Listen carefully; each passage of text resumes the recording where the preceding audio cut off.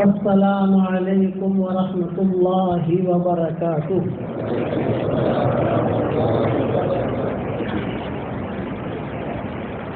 الحمد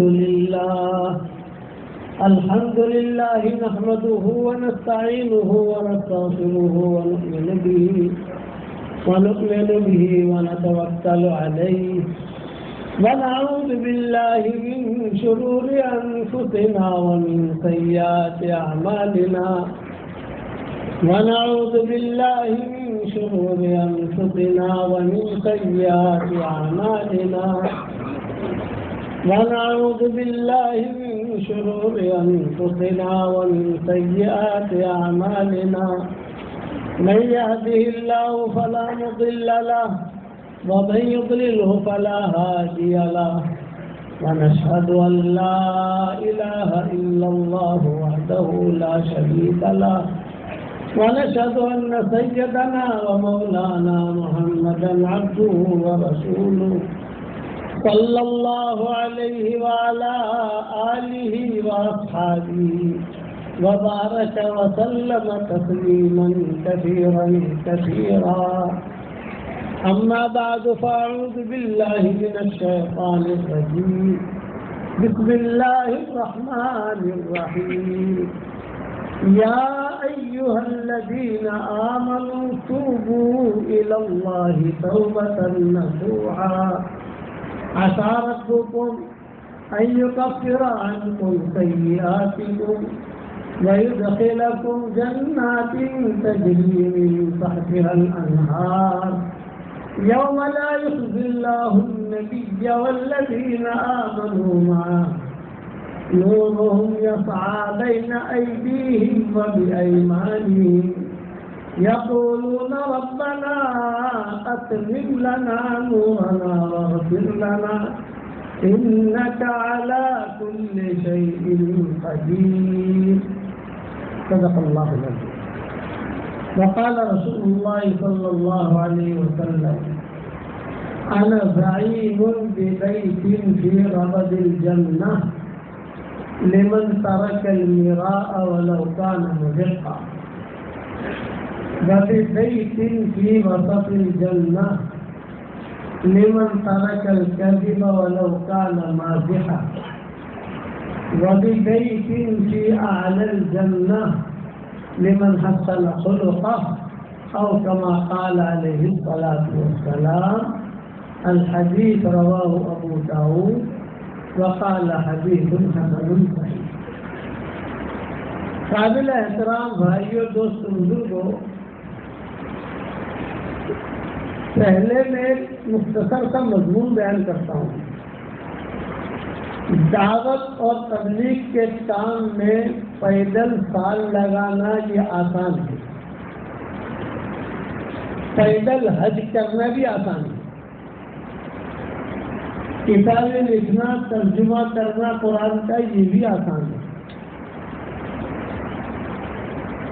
حج کرنا عمرہ کرنا مسجدیں بنانا مدرسے بنانا یہ بھی آسان ہے، لیکن ہماری شریعت میں ایک کام بہت مشکل ہے، اور وہ کیا ہے؟ اپنے دل کو صاف رکھنا۔ بہت گہری بات میں نے کہی ہے آپ کو، گھر جا کر سوچتے رہنا کہ میں سب نے کیا کہہ دیا۔ اپنے دل کو صاف رکھنا یہ بہت مشکل ہے۔ بھائی بھائی کے دل صاف نہیں ہے، ساتھیوں کے دل صاف نہیں ہے، ہم بیٹھے ہیں کہ ہمارے دل میں کیا کچرا بھرا ہوا ہے، اور اصل معاملہ اللہ کا جو ہوتا ہے وہ دل کی صفائی کا ہوتا ہے۔ حضور صلی اللہ علیہ وسلم صحابہ سے کہتے تھے کہ دیکھو میرے سامنے کسی کی شکایت مت لاؤ، میں تمہارے پاس آؤں تو میرا دل صاف ہونا چاہیے۔ نبی کا دل تو صاف ہوتا ہی ہوتا ہے، لیکن کسی کے بارے میں کوئی کڑواہٹ میرے دل میں نہیں ہونی چاہیے۔ اسے کہتے ہیں قلب سلیم۔ آج ہمارا حال یہ ہے کہ اچھے خاصے ہم دینداری کا ہمارا چہرہ، دینداری کا ہمارا حلیہ، ہمارا نام مسلمانوں کا سب، لیکن ہر آدمی اپنے دل کی طرف دیکھے کہ میرے دل میں کیا ہے، بیوی کے بارے میں کیا ہے، بھائی کے بارے میں کیا ہے، پارٹنر کے بارے میں کیا ہے، شوہر کے بارے میں کیا ہے، دوست کے بارے میں کیا ہے. نماز قبول نہیں ہوتی،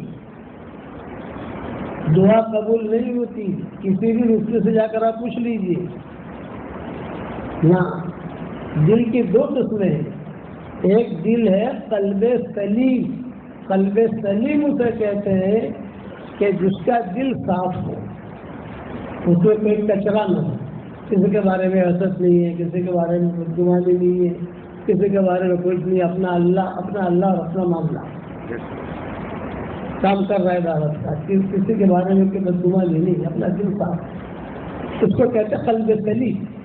یہ قرآن والا دل ہے. قرآن میں کہا گیا الا من اتى الله بقلب سلیم. قرآن میں کہا گیا اذ جاء ربه بقلب سلیم. قرآن میں اس کا تذکرہ ملے گا. تو اس کی عبادت بھی قبول، اس کی دعا بھی قبول، اس کی نیکیاں بھی قبول، اور اس پر اس کو نتیجہ بھی ملے گا قلب سلیم والے کو. اور ایک ہوتا ہے قلب سقیم، بیمار دل. ڈاکٹروں والا کا بیمار دل نہیں، وہ دل جس کے اندر کچرا بھرا ہوا ہو. آپ سمجھتے ہو کچرا بھرا ہونے کا کیا مطلب ہے؟ زیادہ سمجھانے کی ضرورت نہیں ہے، سب بالغ لوگ ہیں ماشاء اللہ، دنیا دیکھے ہوئے لوگ ہیں. میں اس لیے کہہ رہا ہوں حشر کے میدان میں مت کہنا کہ کسی نے اتنا آسان کر کے ہمیں سمجھایا نہیں تھا. میں نے قرآن کا ترجمہ کیا تو اس کے مقدمے میں نے یہ لکھا ہے کہ میں نے اتنا آسان کیا ہے ترجمہ، اتنا آسان کیا ہے. یہ مقدمہ میں لکھا ہے میں نے کہ اب ترجمہ پڑھو، اللہ کیا کہتا ہے وہ دیکھو. بیوی کا خط آتا ہے تم سمجھتے نہیں سمجھتے. ہم مرکز میں ہوتے تھے تو ایک فرانس کا، ایک ترکی کا لڑکا تھا، اس کی بیوی فرانس کی تھی، تو اس کی بیوی کا خط آتا تھا. وہ ہمارے ساتھ تھوڑا گھل مل گیا تھا اس ترکی کا لڑکا. جب اس کا خط آئے اس کی بیوی کا فرانس سے، پیرس سے، تو وہ پاگل ہو جاتا تھا. وہ ناچنے لگے.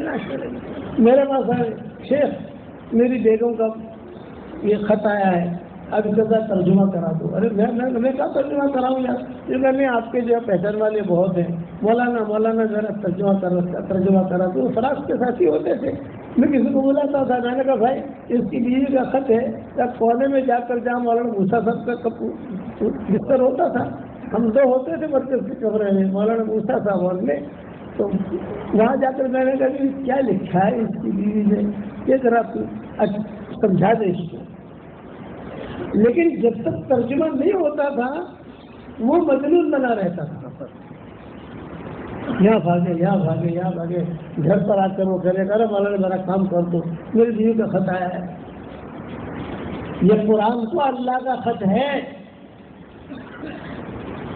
اللہ کا پیغام ہے. ھذا بلاغ للناس، اللہ کا پیغام ہے انسانوں کے نام. یہ قرآن حشر کے میدان میں اللہ تعالیٰ پوچھے گا ڈاکٹر بن سکتا تھا تو، انجینئر بن سکتا تھا، پائلٹ بھی بن سکتا تھا، اور بہت بڑا جو ہے آئی ٹی ماسٹر بھی بن سکتا تھا، بڑے بڑے ڈاکٹر بن سکتے تھے تو تم کو خالی قرآن سمجھنے کا ہی ٹائم نہیں ملا. یہ میں نے مقدمے میں لکھا ہے. آپ دیکھیں نا میرے جتنے ترجمے آئے، کئی ترجمے آ گئے الحمدللہ. لفظ بلفظ آ گیا، 7 سطری میں آ گیا، اور 13 سطری میں آ گیا، 15 سطری میں آ گیا الحمدللہ. انگریزی میں چھپ گیا، رومن انگلش میں چھپ گیا الحمدللہ، گجراتی میں چھپ گیا، اور یہ تمہارا برمی زبان میں چھپ گیا، اور تمہارا یہ جو ہے بنگلور کی زبان ہوتی ہے اس میں چھپ گیا الحمدللہ. سب زبانوں میں چھپ گئے. اب جو ہے فارسی اور یہ جاپانی زبان اور یہ چائنیز زبان کوشش میں لگے ہوئے ہیں، تو اس میں بھی چھپ جا گیا. فرانسیسی میں چھپ جا گیا، کوشش میں لگے.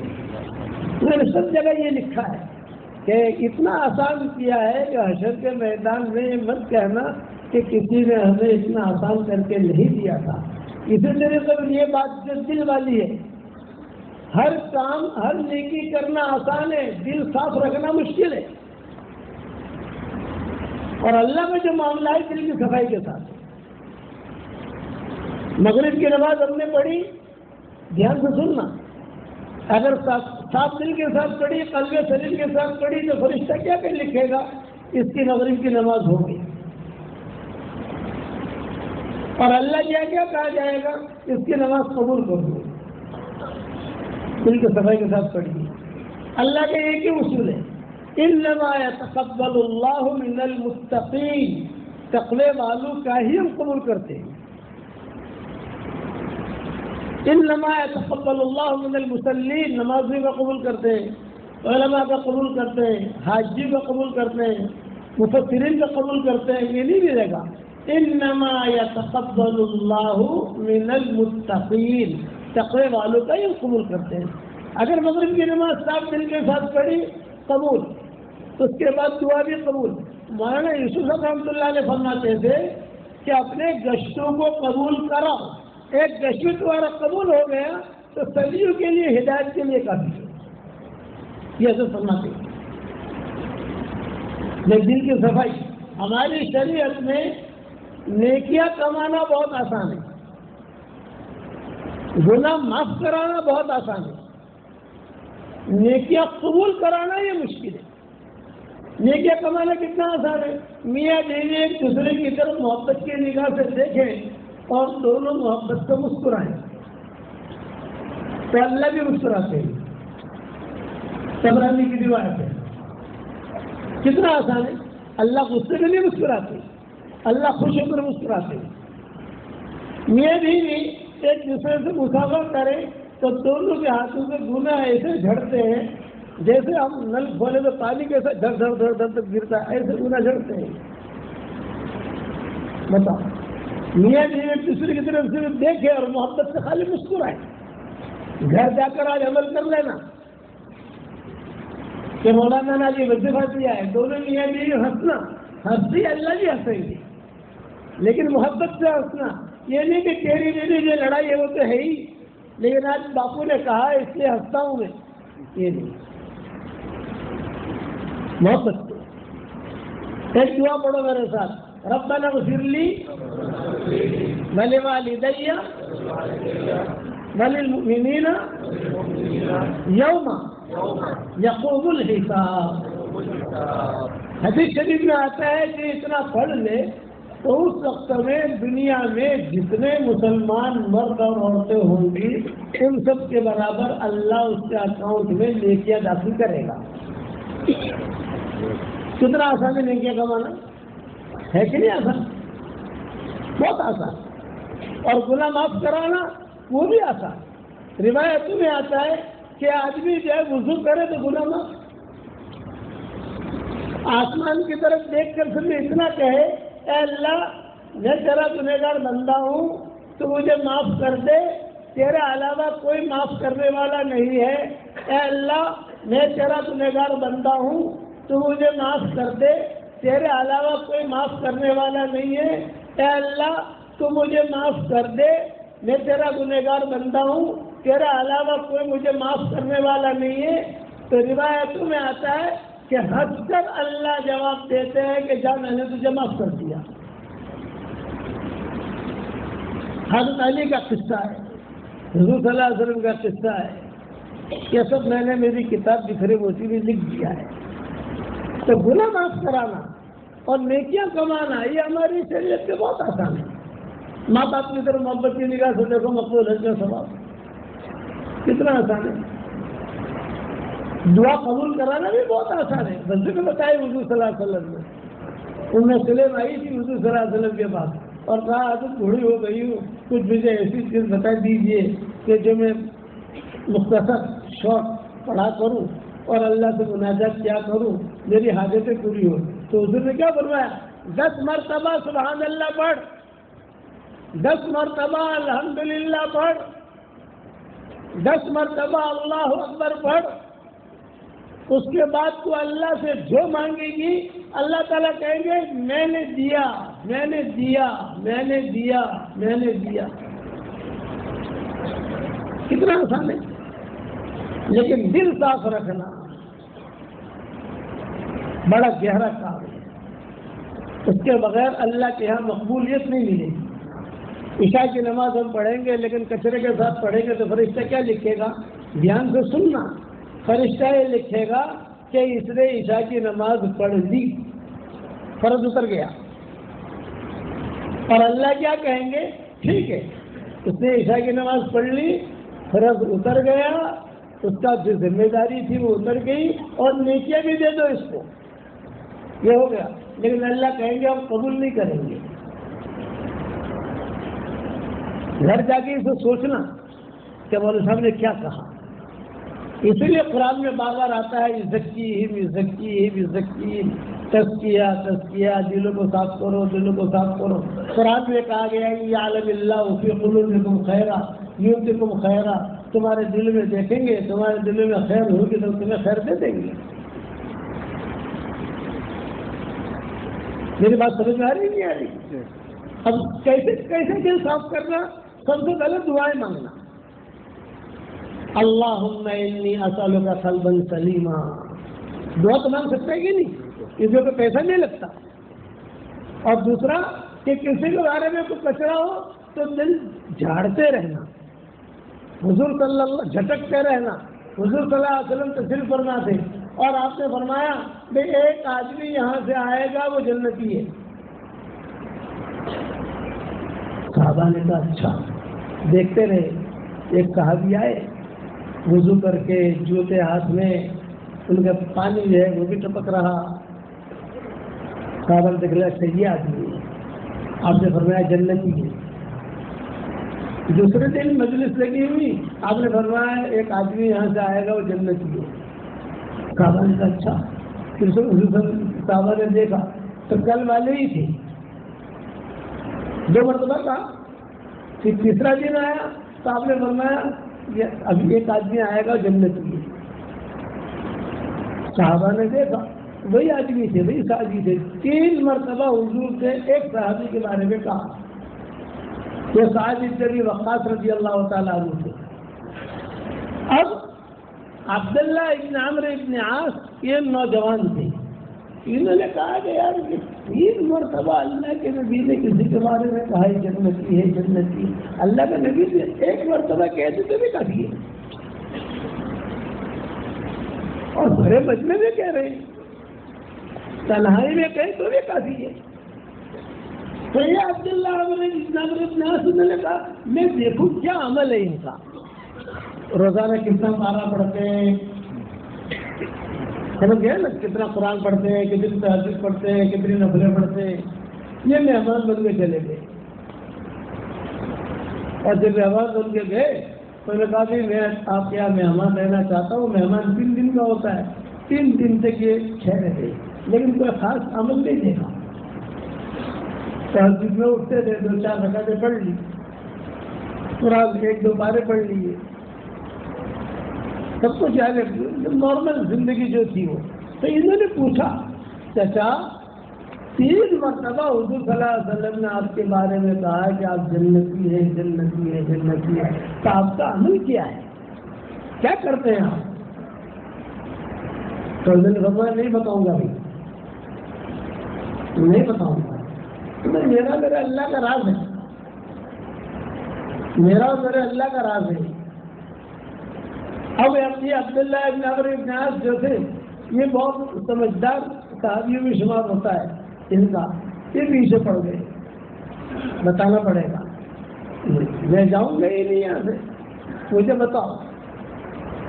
تو حضرت سعد بن وقاص رضی اللہ تعالیٰ عنہ نے فرمایا میرا ایک عمل یہ ہے کہ میں رات کو جب سوتا ہوں تو سب کو معاف کر کے سوتا ہوں،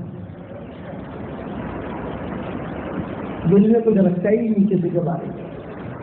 آج ہمارے یہاں پر 10 سال سے کتنا بھرا ہوا ہے، کیسے اللہ کے سامنے کھڑے ہوں گے؟ اتنے مستجاب الدعا تھے سعد بن وقاص، 3 بہدف ان کی دعا قبول ہوتی تھی، 3 بہدف کا مطلب یہ کہ اللہ مجھے یہ چاہیے اور ابھی چاہیے، کل نہیں، کل نہیں ابھی چاہیے۔ اور کس کتابوں کے اندر یہ دل کی صفائی کا نتیجہ تھا، اس کتابوں کے اندر ایک مرتبہ ریاض الجنہ میں سب صحابہ بیٹھے ہوئے، ایک سرفرا آیا اور اس نے جو ہے وہی سب کے سامنے حضرت طلحہ کو گالی دینی شروع کر دی. تو سعد بن ابی وقاص سے کہا بھائی تو طلحہ کو گالی دے رہا ہے، میں نے سنا ہے حضور صلی اللہ علیہ وسلم سے کہ طلحہ سے جنہ، طلحہ تو جنتی ہے. خیر وہ سرفرا تھا، اس نے زبیر کو گالی دینی شروع کر دی، حضرت زبیر کو.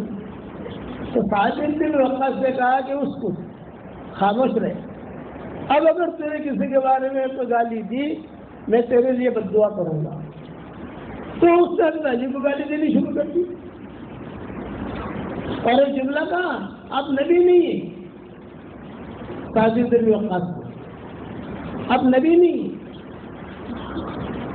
بڑا جب جملہ کہا تو انہیں جوش آیا اور انہوں نے جوش میں ایک جملہ کہا اللہم اہلک ہو الان،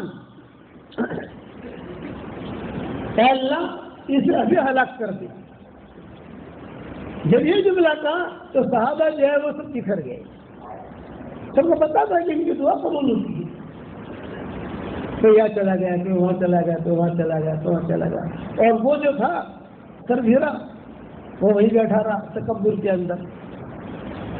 تو کتابوں میں لکھا ہے کہ مدینہ منورہ سے ایک ناقہ مجنونہ اونٹنی، پاگل اونٹنی،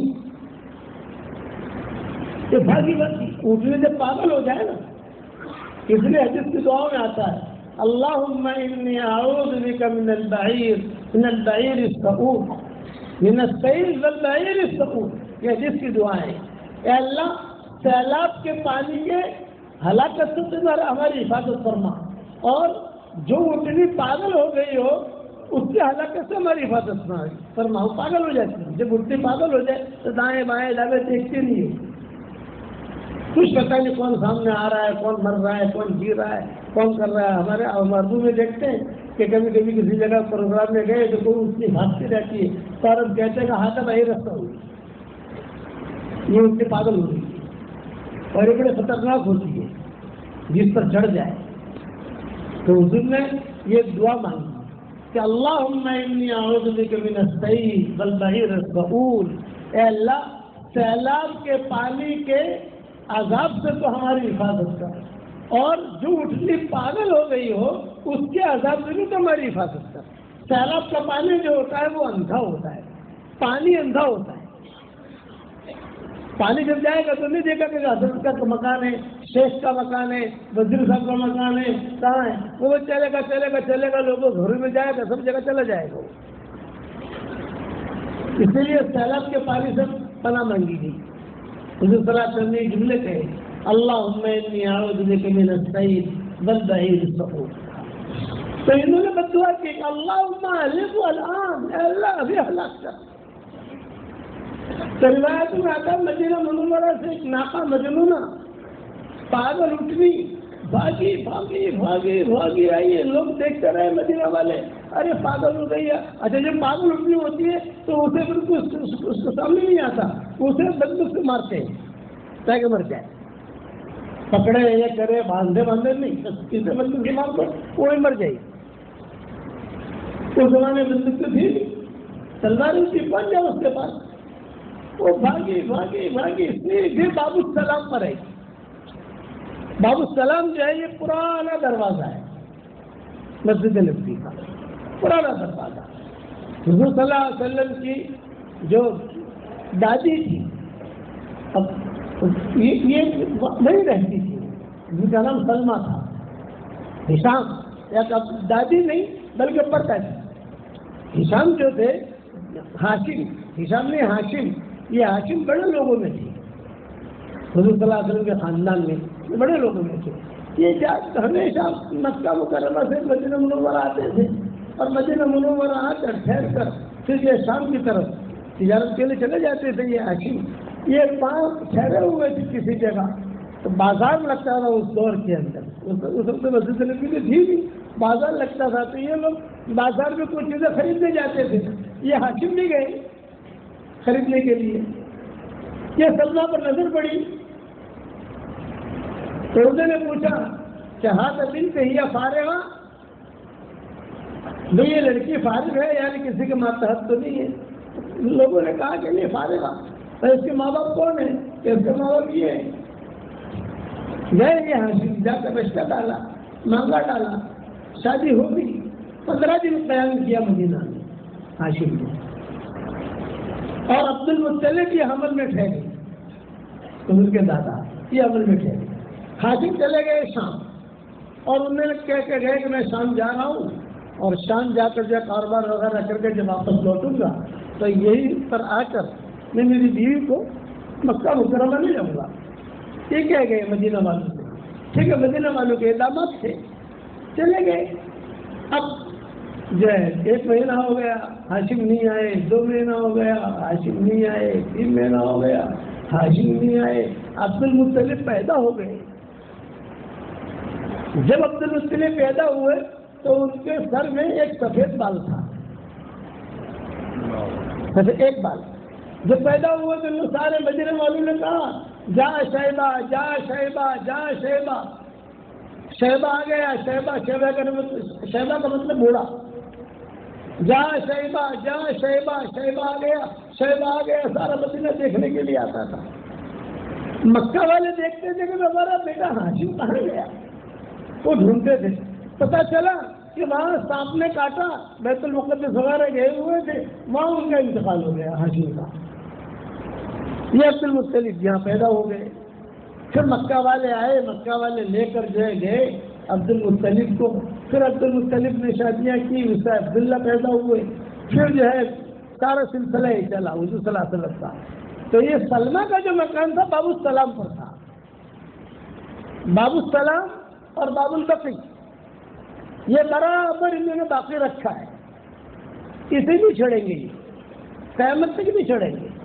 یہ پرانی ترتیب ہے۔ حضور صلی اللہ علیہ وسلم کے حضور کے زمانے کی جو مسجد تھی وہ یہاں سے داخل ہونا، اور وہاں دیوار تھی، اب باب البقی بنایا ہے انہوں نے، کچھ نہیں، باقی آگے پیچھے پیچھے پیچھے بھی جتنا بڑھانا وہ بڑھائیں گے، یہاں نہیں بڑھائیں گے۔ تو سلمہ وہاں رہتے تھے۔ یہ باب السلام سے وہ اٹھنی ہے، اور جتنے لوگ بیٹھے ہوئے تھے ان کے سروں کو سننے لگی، ریاض الجنہ میں گئی، اور ریاض الجنہ میں جا کر اس کے بھی سنگا، وہ سر پھیرا تھا نا جو قصہ سنا رہا تھا، اس کو دیکھا تو اس کو سوجھا 2-3 مرتبہ، اور پھر اسے اپنے ہاتھ سے لیا یا پاؤں سے لیا، ریاض الجنہ میں اسے پٹک پٹک کر مارا، جیسے دھوبی کاٹ پر دھوبی کپڑے دھوتا ہے نا، اس طرح سے مارا اس کو۔ سب صحابہ سمجھ گئے کہ ان کی دعا بہت قبول ہوئی، تاجر بھی وفات کی۔ اور خاص وجہ کیا تھی بھائی؟ دل کی صفائی۔ یاد رکھیں، جو کچھ صحابہ کو ملا ہے وہ دل کی صفائی پر ملا ہے، چالاکی پر نہیں ملا۔ ہم دعوت کے کام میں، دین کے کام میں اسی وقت کامیاب ہوں گے جب ہمارے دل صاف ہوں گے۔ اگر دل میں کچرا رہا تو کامیابی نہیں ملے گی۔ حضور صلی اللہ علیہ وسلم نے یہ امت جو بنائی ہے بہت بہت بہت قربانیوں کے بعد بنائی ہے،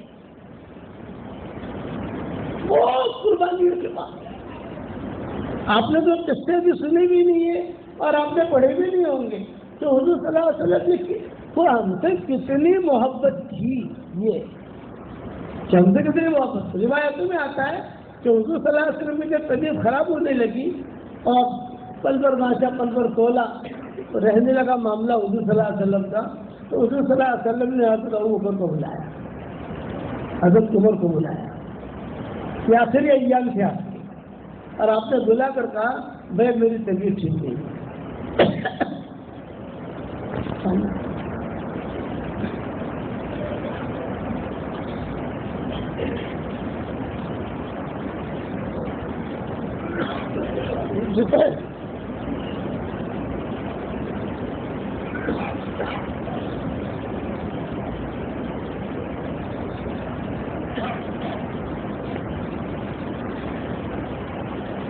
تو صدیق اکبر نے کہا کہ حضرت کوئی وصیت ہے یا کوئی کام ہو وہی بتائیے حضور صلی اللہ علیہ وسلم نے فرمایا نہیں، وصیت تو میں کر چکا ہوں اور سب باتیں بتا چکا ہوں، بس آج میرے دل میں خواہش یہ ہے کہ اب میں چل نہیں سکتا، طبیعت میں کمزوری ہے، لیکن مجھے میرے ساتھی یاد آئے ہیں۔ آپ کے ساتھی کون؟ بقی والے، میں چاہتا ہوں ان کو سلام کروں۔ یہ آپ نے فرمایا کہ میری خواہش ہے کہ میں ان کو جا کر سلام کروں، تو سلطی خاص بننے کا بہت اچھا ہے، بقی تو قریب ہے، آپ کے لیے انتظام کرتے ہیں خچر کا، گھوڑے کا، گدھے کا، ساتھیوں کو اٹھانے کا، ہم آپ کو لے جاتے ہیں وہاں۔ اب بہت اہتمام کیا گیا، حضور صلی اللہ علیہ وسلم کو لے گئے وہاں، سلام کیا حضور صلی اللہ علیہ وسلم نے۔ پھر جب باہر نکل رہے تھے بقی سے، یہ قصہ میں صرف اس پر سنا رہا ہوں کہ حضور کو ہم سے کتنی محبت ہے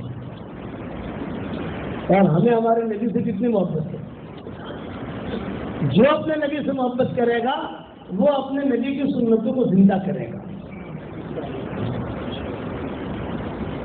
اور دل صاف رکھے گا، اور کسی کا بھی معاملہ آئے گا تو فوراً معاف کرے گا۔ عمر ابن عبدالعزیز کا نام تو سنا ہوگا، تو عمر ابن عبدالعزیز کی طبیعت بہت خراب رہتی تھی، کتابوں میں لکھا ہے، بخار بخار بخار عمر ابن عبدالعزیز کو۔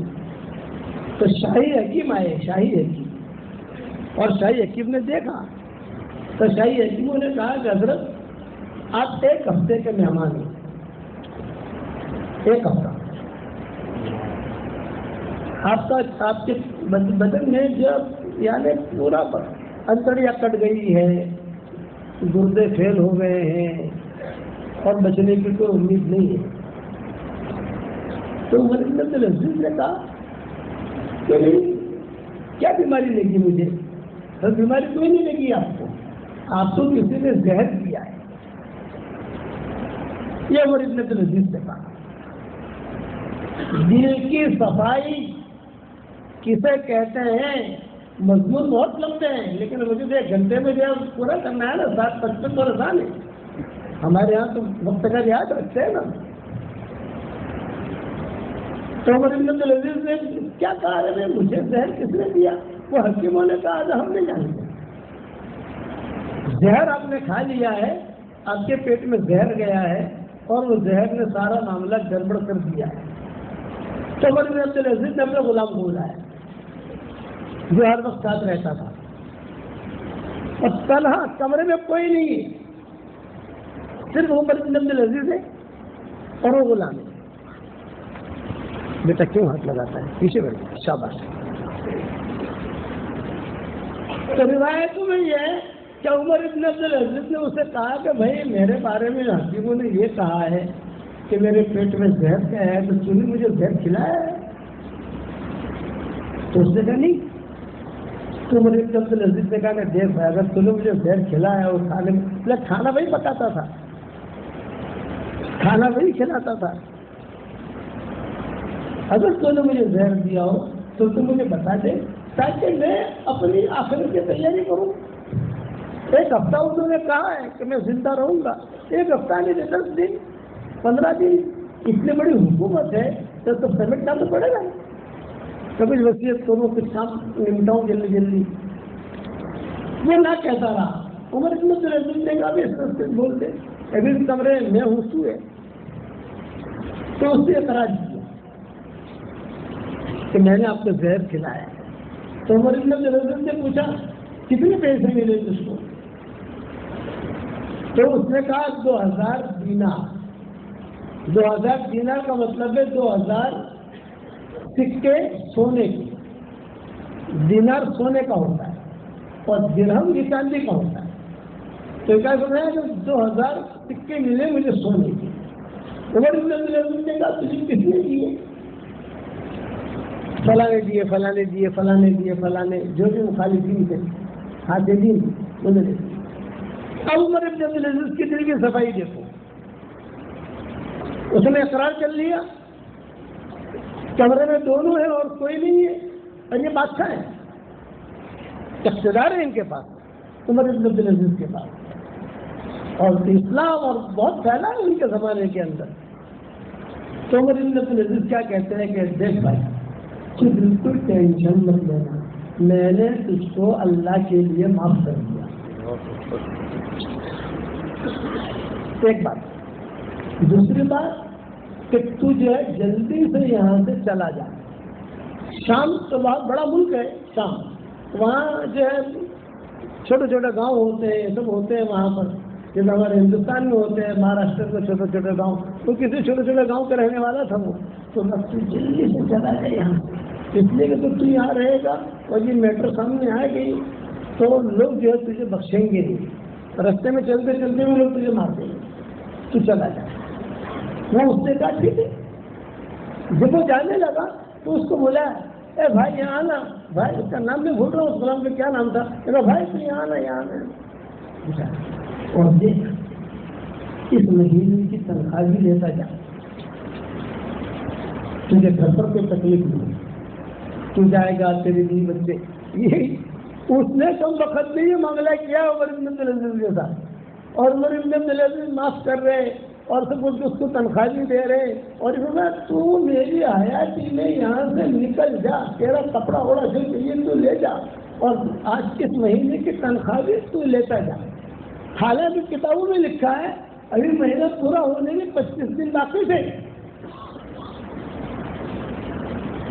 کہ آخری تاریخ میں ملتا ہے ابھی تو 25 دن باقی ہیں، لیکن تو لے جا، کوئی مسئلہ نہیں ہے، تاکہ تیرے لیے بچے خوش ہو جائے۔ اور چوتھی بات کہی، یہاں چونکہ تو شاہی محل میں اپنے بچوں کے لیے کوئی عطر لے جانا چاہے، مٹھائی لے جانا چاہے، زیتون وہاں بہت ملتے ہیں، زیتون لے جانا چاہے، تیل لے جانا چاہے، تو میں تجھے دلا دیتا ہوں، میں آرڈر کر دیتا ہوں، تو چلا جائے گا۔ اس کو بھیج دیا۔ اب طبیعت خراب ہوئی،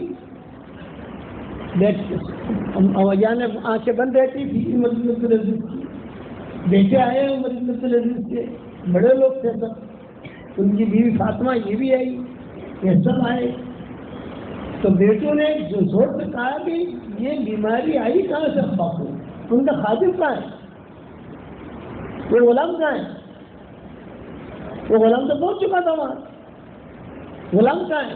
جب انہوں نے کہا غلام کہاں ہے، اس پر ان کی آنکھ کھلی عمر بن عبدالعزیز، اور انہوں نے آنکھ کھول کر کہا غلام کو مت ڈھونڈو، میں نے غلام کو معاف کر دیا ہے، تب صرف ایک آیت کی وجہ سے معاف کیا ہے، فَمَنْ عَفَا وَأَصْلَحَ فَأَجْرُهُ عَلَى اللَّهِ، جو معاف کر دے اور صلح کر لے تو اس کا اجر اللہ پر ہے۔ میں چاہتا ہوں کہ اللہ مجھے اجر دے، میں اس کو معاف کروں گا، اللہ مجھے معاف کرے گا۔ یہ تھی دل کی صفائی، آج ہے ہمارے یہاں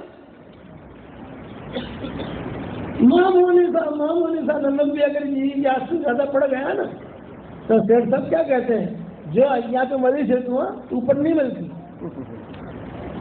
یہاں تو ملی ہے اوپر مت ملنا،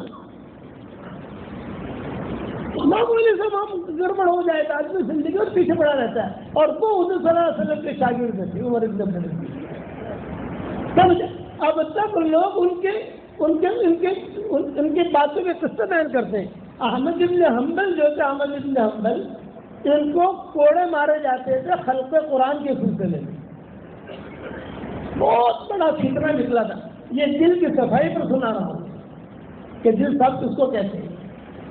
تو احمد بن حنبل کو جب پولیس والے لے جاتے تھے کوڑے مارنے کے لیے تو بادشاہ بیٹھتا تھا، اور کوڑے مارنے والا جو ہوتا تھا جلاد، اس کا نام بھی احمد، اور کوڑے کھانے والا یہ بھی احمد بن حنبل، دونوں احمد۔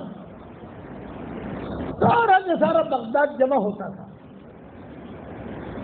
اور بادشاہ اپنے تخت پر بیٹھتا تھا، اور وہ جلاد جو ہے یہ کہتا تھا کہ احمد بن حنبل کو کہتا تھا کہ احمد تو یہ اقرار کر لے کہ قرآن مخلوق ہے، یعنی پیدا کیا گیا ہے قرآن، تو میں تجھے بادشاہ کے عذاب سے بچا لوں گا، تو جلاد کہتا تھا۔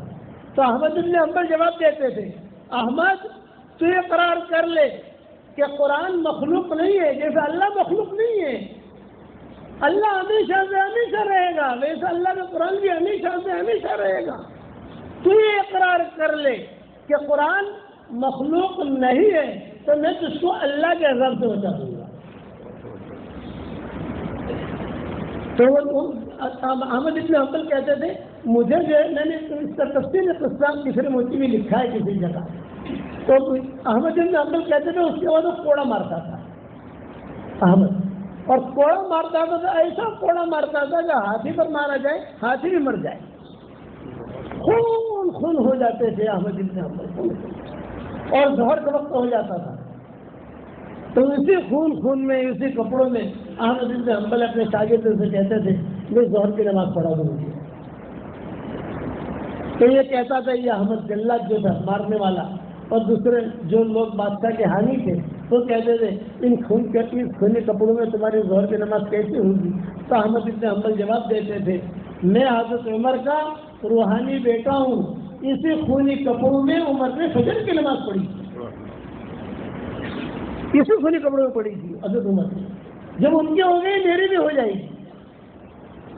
یہ احمد ابن حنبل کے ساتھ معاملہ ہوا. جب احمد ابن حنبل کا انتقال کا وقت قریب آیا تو ان کا بیٹا عبداللہ قریب میں بیٹھا ہوا تھا. اب حکومت بدل گئی تھی, حالات اوپر نیچے ہوتے ہیں نا, حالات اوپر نیچے ہوتے ہیں, وہ حکومت بدل گئی. تو یہ عبداللہ قریب میں بیٹھا ہوا تھا اور احمد ابن حنبل جو ہے سکرات میں تھے. کسی نے باہر سے دستک دی, یہ بیٹا عبداللہ باہر آیا, دیکھا تو وہی احمد کا جلاد جو کوڑے مارتا تھا وہی تھا. تو اس نے آ کر ابا سے کہا کہ ابا کان میں کہا کہ ابا وہ احمد آیا ہے جلاد جو آپ کو روزانہ کوڑے مارتا تھا. تو احمد ابن حنبل نے سکرات میں کیا تھا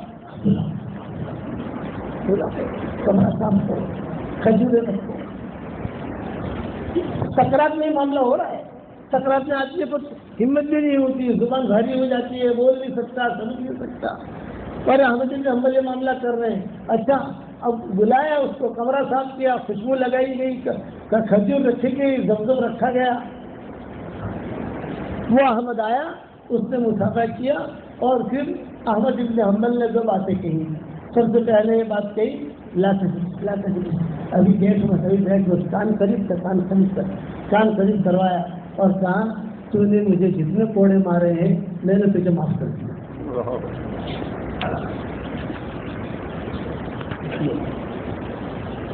پھر کہا بیٹھ جا, پھر بٹھایا.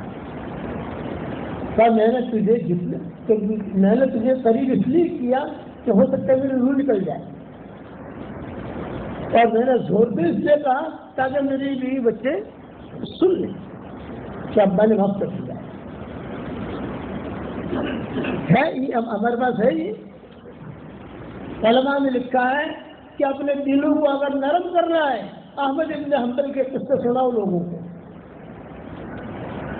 عمر ابن عبدالعزیز کے قصے سناؤ لوگوں کو. جو علماء نے لکھا ہے اپنے دلوں کو اگر نرم کرنا ہے تو عمر ابن عبدالعزیز کے قصے سناؤ, احمد ابن حنبل کے قصے سناؤ. پھر جب ان کا جنازہ اٹھایا احمد ابن حنبل کا تو علماء نے لکھا ہے ہزاروں یہودی مسلمان ہوئے.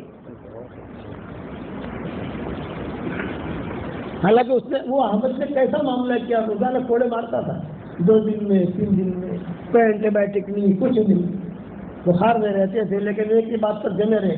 اور وہ جمے بھی رہے کیسے, ایک ڈاکو کی وجہ سے. ابو الحیثم ایک ڈاکو تھا اس دور کے اندر, وانٹیڈ. تو روزانہ یہ پولیس والے لے جاتے تھے. ایک مرتبہ احمد ابن حنبل کے دل میں بات آئی, دل میں خیال آیا یار روزانہ یہ لوگ کوڑے مارتے ہیں صرف اس مسئلے میں کہ قرآن مخلوق ہے یا نہیں. ہمارا مذہب یہ ہے کہ قرآن مخلوق نہیں ہے, اور بادشاہ کا مذہب تھا کہ قرآن مخلوق ہے. تو احمد ابن حنبل کے دل میں خیال آیا کہ روزانہ لے جاتے ہیں, ساری مخلوق دیکھتی ہے, عورتیں بھی دیکھتی ہیں, بچے بھی دیکھتے ہیں, میرے پوتے پوتیاں نواسے نواسیاں سب دیکھتے ہیں, سب کے سامنے مجھے کوڑے مارتا ہے. تو دل میں اتنا خیال آیا کہ چلو میں بادشاہ کے سامنے اقرار کر لیتا ہوں اس کا قرآن مخلوق ہے. میرا دل تو مطمئن ہے نا, الا من اکرہ وقلبہ مطمئن بالایمان, کہ قلب جو مطمئن ہے میرا. عمار ابن یاسر کے قصے یاد آئے, بڑے محدث تھے احمد ابن حنبل, بڑے آدمی تھے. یہ فرمایا چلا یہ دل میں خیال گزرا، بس دل میں خیال گزرتے ہی مجمع میں سے ایک آدمی بھاگا بھاگا آیا، بیڑیاں پہنی ہوئی، خطرناک شکل کا، اس کے ساتھ بھی پولیس والے. اور احمد ابن حنبل سے کہا آپ سے ایک بات کرنا چاہتا ہوں. احمد ابن حنبل پہچان گئے کہ یہ بھی وانٹڈ آدمی ہے، بڑا خطرناک آدمی ہے. اور سب پولیس والوں کے سامنے بات کر رہا تھا. احمد ابن حنبل نے کہا بات جو کرنی ہو کان میں مت کرنا، زور سے کہ تاکہ سب سنیں. تو اس کا نام تھا ابو الہیثم. جب اس کا قریب آیا تو احمد ابن حنبل سے یہ کہا کہ امام صاحب آپ مجھے پہچانتے ہیں، میں ابو الہیثم ہوں، انا ابو الہیثم، میں ابو الہیثم ہوں، اور میں نے جو ہے بہت چوریاں بہت ڈکیتیاں کی ہیں اور کئی مرتبہ جیل میں جا چکا ہوں، ابھی بیڑیوں کے اندر ہوں دیکھو. لیکن میں نے اپنا اصول جو جمایا ہوا اپنے دل کے اندر، میں جب بھی جیل سے نکلتا ہوں تو ڈائریکٹ ڈاکہ ڈالنے کے لیے جاتا ہوں، گھر نہیں جاتا. میں باطل پر جمع ہوا ہوں، آپ حق پر جمے رہنا. کتنا جملہ تھا؟ میں باطل پر جمع ہوا ہوں. چوری کرنا تو اچھی چیز نہیں ہے، ڈاکہ ڈالنا تو اچھی چیز نہیں ہے. میں باطل پر جمع ہوا ہوں، جھوٹ پر جمع ہوا ہوں. آپ امام ہیں، آپ حق پر جمے رہنا. احمد ابن حنبل کہتے ہیں میرے آنکھوں میں آنسو آ گئے. اور ایک جملہ کہتے تھے ابو الہیثم نصیحت سب بتائیں، اس کی نصیحت نے مجھے جمع کیا. پھر جب معاملہ سب ٹھیک ٹھاک ہو گیا، احمد ابن حنبل نکل گئے جیل سے، سب کچھ ہو گیا، تو احمد ابن حنبل کو اطلاع ملی کہ ابو الہیثم کا انتقال ہو گیا ہے. یہ ڈاکو اس کا انتقال ہوا. آپ کا امام احمد ابن حنبل بڑے آدمی تھے، انہوں نے کہا اس کے جنازے کی نماز میں پڑھوں گا. دوسرے شہر میں انتقال ہوا تھا. اب لوگوں کو پتا چلا کہ احمد ابن حنبل آ رہے ہیں، احمد ابن حنبل آ رہے ہیں، تو ظاہر بات ہے کہ بڑا آدمی کسی جگہ جاتا ہے تو لوگ جمع ہوتے ہیں، خود بھیڑ جمع ہو گئی. علماء نے اشکال کیا، یہ کہا کہ حضرت یہ تو بہت بڑا ڈاکو تھا، ڈاکو کی نماز تو نہیں پڑھنی چاہیے، بڑے آدمی کو نہیں پڑھنی چاہیے. جب بڑا عالم ہو، ایسا گنہگار کی خود کشی کرنے والا ہو تو بڑا عالم نہ پڑھا ہے. آپ تو سارے حجاز کے امام ہیں، آپ کیسے نماز اس کی نماز پڑھا رہے ہیں جنازے کی؟ تو احمد ابن حنبل نے کہا یہ میرا استاد ہے، اس کی نصیحت کی وجہ سے میں یہاں تک پہنچا ہوں. میرے پاؤں ڈگمگا رہے تھے، میں اللہ تعالیٰ سے خیر مانگتا تھا، میرے پاؤں ڈگمگا رہے تھے. نصیحت سب بتائیں گے. یہ احمد ابن حنبل بہت مقبولیت تھی ان کی اس دور کے اندر. مسند امام احمد ابن حنبل، آپ نے میرے سبقوں میں سنا ہوگا، مسند احمد ابن حنبل میں یہ حدیث موجود ہے. مسند احمد ابن حنبل میں ایک حدیث موجود ہے. ایک مرتبہ یہی احمد ابن حنبل، ان کے دل کی صفائی دیکھو کہ لوگوں کے دلوں میں مقبولیت کیسی تھی. بغداد کی جامع مسجد میں گئے، جنوری کا مہینہ تھا، سردی، وہاں سردی بہت ہوتی ہے، شام میں سب جگہ سردی بہت ہوتی ہے، مدینہ منورہ میں وہاں سردی بہت ہوتی ہے. تو احمد ابن حنبل گئے وہاں پر، وہاں جا کر کے جب اپنا کام کرنے لگے تو مغرب بھی پڑھ لی، عشاء بھی پڑھ لی. احمد ابن حنبل نے سوچا کہ ابھی پوری رات میں یہاں ٹھہر کر تھوڑا کام کر لوں کتاب کا. عشاء کی نماز ہو گئی تو مؤذن آیا. مؤذن نے کہا کہ چچا یہاں سے نکلیے، ہماری مسجد کا قانون ہے کہ عشاء کی نماز کے بعد 1 گھنٹے کے بعد دروازہ بند کر دیتے ہیں. تو احمد ابن حنبل نے کہا انا ابن البلد، انا ابن البلد، میں یہاں کا لڑکا ہوں اور سارے جتنے بھی علماء ہیں سب میرے شاگرد ہیں، میں تو یہاں رہوں گا، اپنا کام کروں گا. وہ مؤذن ایڑے کھڑے ہوتے ہیں نا بھائی، کئی مؤذن ایڑے کھڑے بھی ہوتے ہیں نا. بڑا کہنا تھا اس نے ان سب کی کتابیں لی اور دھکا مار کر دیا، دروازہ بند کر دیا. تو امام احمد ابن حنبل کہتے تھے کہ وہ رات ایسی تھی، ایسا پالا پڑ رہا تھا، ایسا برف گر رہا تھا کہ موت کی آہٹ میں نے سنی، اب مرا تب مرا، اب مرا تب مرا. ایک جگہ جا کر میں کھڑا ہو گیا، برف گر رہی ہے، سامنے ایک روٹیاں بنانے والے کا مکان تھا، تنور، نیچے تنور تھی، اوپر مکان تھا. اس نے دیکھا ارے بڑا ہے مر جائے گا مر جائے گا. اس نے وہی صحابہ دی ارے مر جائے گا تو مر جائے گا تو یہاں آ جا میرے پاس آ جا رات یہاں گزارنا صبح چلے جانا یہاں جا. احمد بن حنبل کہتے ہیں کہ میں چلا گیا وہاں. اب میں گیا تو اس سے گرم گرم پانی گرم گرم روٹی گرم گرم کھانا میری جان بچی. تو میں نے اس بڑے میاں سے کہا جو خباز تھا اس نے کہا کہ مجھے تو آرام کر لے میں میری کتاب کا کام کروں گا صبح فجر کی نماز پڑھوں گا سامنے مسجد ہے اور میں چلا جاؤں گا اپنی جگہ. تو خباز نے کہا ٹھیک ہے. اب وہ خباز جو تھا وہ رات کو اٹھتا اسے پیشاب بار بار آتا تھا اور رات کو اٹھتا تو ہر مرتبہ کہتا اے اللہ معاف کر دے استغفر اللہ اللہم اغفر لی اللہم اغفر لی اللہم اغفر لی. ہر وقت یہ جملہ اس کے زبان میں رہتا تھا. کہ روٹیاں بنانی شروع کی تو پیڑا بنانے تو بھی کہے اللہم اغفر لی اللہم اغفر لی اللہم اغفر لی اللہم اغفر لی. اے اللہ مجھے معاف کر دے اے اللہ مجھے معاف کر دے. آپ کو بھی نصیحت کرتا ہوں کہ یہ جملہ ہماری زبان پر بہت آنا چاہیے. اے اللہ مجھے معاف کر دے اے اللہ مجھے معاف کر دے مجھے معاف کر دے. گھڑی آتی ہے اللہ فوراً کہتے ہیں جب معاف کر دیا. وہ بڑے میاں جو ہے وہ خباز استغفار بہت کرتا تھا. صبح ہوئی تو امام احمد بن حنبل رحمۃ اللہ علیہ نے اس سے پوچھا بڑے میاں پوری رات میں نے استغفار تیری زبان سے بہت سنا کتنے سال سے معمول ہے؟ تو اس نے کہا یہ بھی بڑے میاں تھے یہ بھی بوڑھے تھے وہ بھی بوڑھا تھا. یہ کہا بڑے میاں 20 سال سے میرا معمول ہے میں استغفار بہت کرتا ہوں مجھے معاف کر دے مجھے معاف کر دے مجھے معاف کر دے اللہ معاف کر دے. اور کہا بڑے میاں ایک تعجب کی بات بتاؤں تو خباز کہہ رہا ہے بتاؤ. یہ کہا یہ استغفار میں اس درجے تک پہنچا ہوں جتنی دعائیں میں نے مانگی ہیں ساری قبول ہوتی ہیں سب قبول ہوگی. اب میں مرنے کے قریب آیا ہوں ایک دعا میری قبول نہیں ہوئی ہے. اب پتہ نہیں میری دعا کب قبول ہوتی ہے. احمد بن حنبل نے کہا کون سی دعا قبول نہیں ہوئی تیری؟ میں 20 سال سے دعا کر رہا ہوں کہ اللہ احمد بن حنبل سے میری ملاقات کرا دے. احمد بن حنبل رو دیے اور احمد بن حنبل نے کہا انا احمد بن حنبل میں احمد بن حنبل ہوں. بڑے میاں نے کہا آپ احمد بن حنبل کہاں؟ میرے گھر میں. یہ کہا. پھر احمد بن حنبل کو بہت پیار کرنے لگا بہت ہی بوسے دیے بہت اکرام کیا. پھر احمد بن حنبل نے ایک جملہ کہا وہ جملہ دھیان سے سننا. احمد بن حنبل نے کہا تو اتنے صاف دل سے استغفار کرتا تھا لأجل استغفارک قد جررت الیک جرا شدیدا. تیرے استغفار کی وجہ سے تیری طرف دھکے مار مار کے پہنچائے گئے.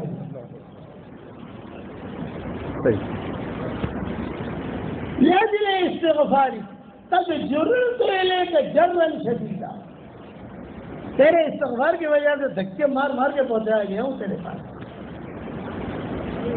اب حضور صلی اللہ علیہ وسلم کی وفات کا تھوڑا سا رہ گا کہ قصہ رہ جائے گا. مضمون تو 4 گھنٹے کا ہے وہ لیکن 4 گھنٹے کا تو پورا بیان نہیں کر سکتے. جتنا کہہ سکوں کہہ دوں آپ کو. اب جب بقی سے آئے تو حضور صلی اللہ علیہ وسلم نے دیکھا صدیق اکبر کی طرف. یہ کہا ہے کہ خواہش اور ہے میری کل تو پکڑنے کا بتائیے. تو یہ میں احد والوں کو بھی سلام کرنا چاہتا ہوں. کوئی مجھے یاد آیا ہے احد والے. آپ نے فرمایا صدیق اکبر نے فرمایا ٹھیک ہے آپ کو ماضی لے چلتے ہیں انشاءاللہ. شہدائے احد وہاں لے گئے وہاں سلام کیا حضور صلی اللہ علیہ وسلم نے. اور ایک جملہ یہ بھی کہا کہ اب تھوڑے دنوں کے بعد میں تمہارے پاس آ رہا ہوں اور حوض کوثر پر بھی ملاقات ہوگی تمہاری میری. اور صحابہ سے بھی کہا حوض کوثر پر میری اور تمہاری ملاقات ہوگی. جب واپس آنے لگے حضور صلی اللہ علیہ وسلم وہاں سے تو راستے میں حضور صلی اللہ علیہ وسلم نے صدیق اکبر سے کہا اے ابو بکر میرے بھائی آئیں گے ان کو میرا سلام کہنا. تو صدیق اکبر نے کہا السنا اخوانک یا رسول اللہ کیا آپ کے بھائی نہیں ہیں؟ آپ نے فرمایا نہیں تم میرے بھائی نہیں. انتم لستم اخوانی، تم میرے بھائی نہیں ہو، بل انتم اصحابی، تم میرے ساتھی ہو۔ تو آپ کے بھائی کون ہیں؟ کہ میرے بھائی وہ ہیں، یا بھائی سے مراد خالی مرد نہیں ہے، یا بھائی سے مراد مرد اور عورتیں سب مراد ہے۔ بعض مرتبہ ہماری شریعت میں عورت کا نام لیا جاتا ہے اور اس میں مرد بھی شمار ہو جاتے ہیں، بعض مرتبہ مرد کا نام لیا جاتا ہے عورتیں بھی شمار ہو جاتی ہیں، اور بعض مرتبہ صرف عورتیں شمار ہوتی ہیں اور بعض مرتبہ صرف مرد شمار ہوتے ہیں۔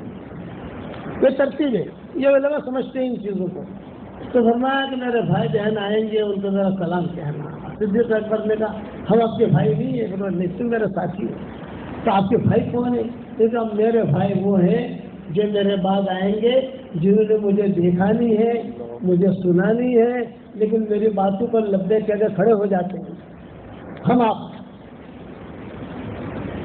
میں اور آپ، کیا ہم نے دیکھا نہیں حضور صلی اللہ علیہ وسلم کو؟ یہ محبت تھی۔ اب آگے چلو، آگے جب بڑھے تو آج کی رات حضور صلی اللہ علیہ وسلم کی تھی حضرت میمونہ کے گھر۔ تو حضور صلی اللہ علیہ وسلم جو ہے ساری امہات المومنین کے دروازے سے بیچ میں کھڑے رہے، حضرت میمونہ کے گھر کے سامنے ہی کھڑے رہے۔ بھئی آج میری باری یہاں ہے میمونہ کے یہاں، لیکن میری طبیعت تو جتنی ایسی خراب ہے، اگر تم سب مل کر مجھے اجازت دے دو تو میں عائشہ کے پاس قیام کر لوں، اگر تم اجازت دو۔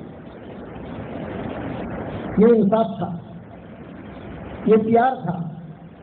آخر میں بھی جو ہے یہ نہیں کہ چلے گا، علماء نے لکھا ہے جس آدمی کو اللہ ذلیل کرنا چاہتا ہے سب سے پہلے اس میں بے جھجک گناہ کرنے کی عادت پڑ جاتی ہے، بے جھجک۔ ارے بھی تجھے نہیں کرنا چاہیے، ارے کیا ہو گیا اس میں یار، کر لیا تو اس کو پیسے دے دے، دیں گے کہ پیسے آئیں گے تو بے جھجک گناہ سمجھ لیں، اس سے ذلت کا وقت آ گیا ہے، وہ آدمی کبھی عزت نہیں پا سکتا۔ اور یہاں حضور صلی اللہ علیہ وسلم کیا فرما رہے ہیں کہ بھائی دیکھو میری طبیعت ٹھیک نہیں ہے، پر ماشا تم پر کھولا ہے، اور مسئلہ یہ ہے کہ عائشہ کے پاس سب دواؤں کے نام، حضرت عائشہ کے پاس سب دواؤں کے نام تھے، اور حضرت عائشہ ڈھنگ سے پلاتی تھی حضور صلی اللہ علیہ وسلم کو، تو مجھے اجازت دے دو۔ تو سب لوگوں نے کہا کہ اجازت دو۔ اب رات تو حضرت میمونہ کی تھی، تو آپ نے دیکھا پھر تمہاری بھی رائے ہے، حضرت میمونہ نے کہا ہاں ہم تو آپ کا آرام چاہتے ہیں، آپ کا آرام ملے۔ اب آئے یہاں، جب یہاں آئے تو فاطمہ بھی آ گئی، تو المومنین بھی آ گئی۔ اتنے میں کسی نے دروازے پر دستک دی، تو حضور صلی اللہ علیہ وسلم نے حضرت فاطمہ سے کہا کہ تم جب دیکھو بیٹا کون آیا ہے دروازے پر۔ حضرت فاطمہ گئی، جب حضرت فاطمہ گئی تو ایک دم گھبرا کر واپس آئی، سرخ، آنکھوں میں آنسو، جیسے ایک دم سے ٹینشن ہو گیا ہو۔ آپ نے فرمایا جذبات کیا ہوا، کیا ہوا، کیا فرمایا جی ابو جی بڑے بڑے لوگ ہیں، بڑے بڑے امامے، خوبصورت لمبی داڑیاں،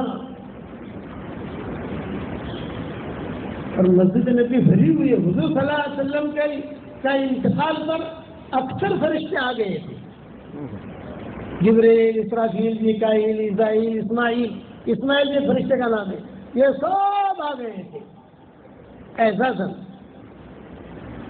یہ سب مسجد میں بھری ہوئی ہے۔ اچھا تو آپ سمجھ گئے، آپ نے کہا کہ بیٹا گھبراؤ مت، یہ فرشتے ہیں جو آسمانوں سے آئے ہیں۔ اب یہ بات تو ہو گئی، حضرت جبریل علیہ السلام آئے اندر، مائیں وغیرہ چلی گئی، اور اندر آ کر کہا کہ حضرت میں جبریل ہوں، تو حضور پہچانتے نہیں تھے۔ اب حضور اکیلے ہیں اور کوئی نہیں ہے، حضرت عائشہ بھی چلے گئی، سب چلے گئے۔ حضرت اگر آپ اجازت دیں تو ساری ٹیم لے کر آئے ہوں، آپ اللہ آپ کو یاد کر رہے ہیں، اللہ آپ کو سلام کہہ رہے ہیں۔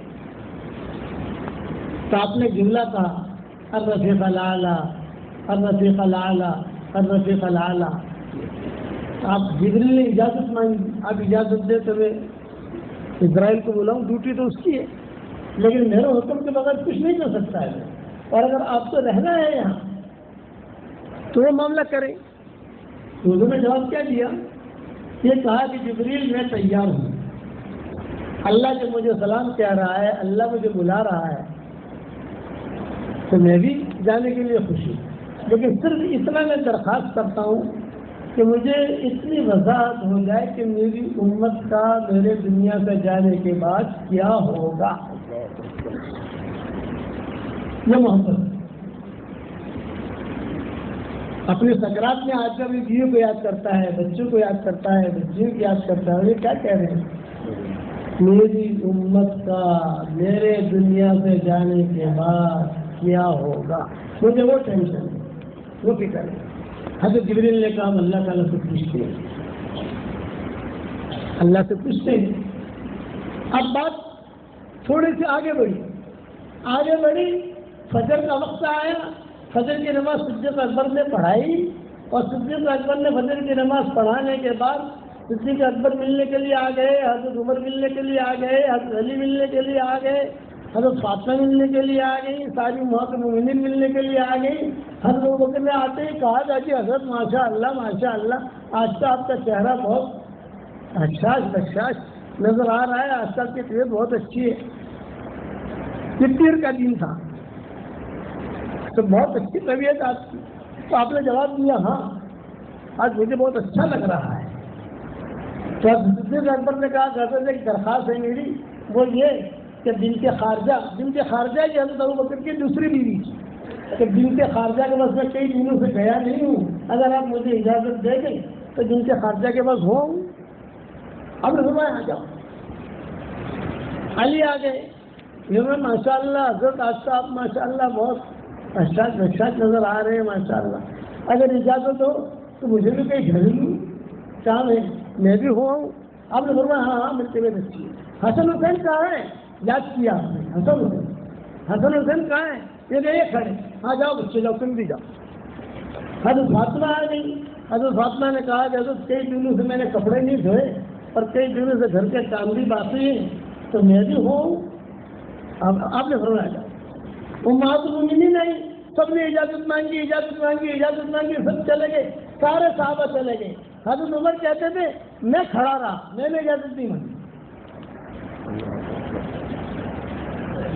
میں نے کہا نہیں، حضرت عمر کہتے تھے کہ سب اجازت لے کے چلے گئے، لیکن میں نے اجازت نہیں مانگی۔